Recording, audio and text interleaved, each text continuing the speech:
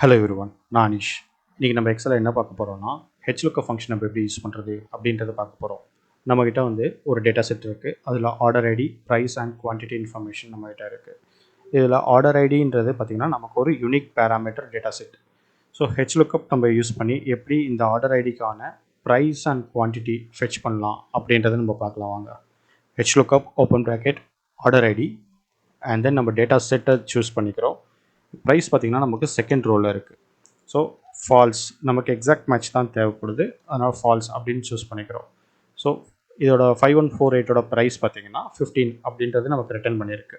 So இதோட quantity நம்ம fetch பண்ணோம். இதே ஹெச்லுக்கப் ஓப்பன் ப்ராக்கெட் ஆர்டர் ஐடியை நம்ம பாஸ் பண்ணிட்டோம்.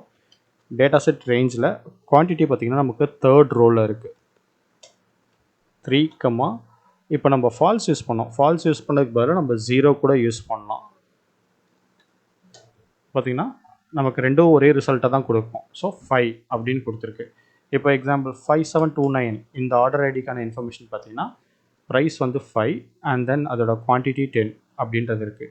இப்போ நம்மகிட்ட இருக்கிறது சின்ன டேட்டா செட், அதனால் நமக்கு பார்க்குறதுக்கு ரொம்ப ஈஸியாக இருக்கும். இதுவே நம்ம ஒரு பெரிய டேட்டா செட்ஸில் ஒர்க் பண்ணும்போது இந்த மாதிரி லுக்கப் ஃபங்க்ஷனோட ஃபங்க்ஷனாலிட்டி நமக்கு ரொம்ப ஈஸியாக இருக்கும் டேட்டா ஃபெச் பண்ணுறதுக்கு.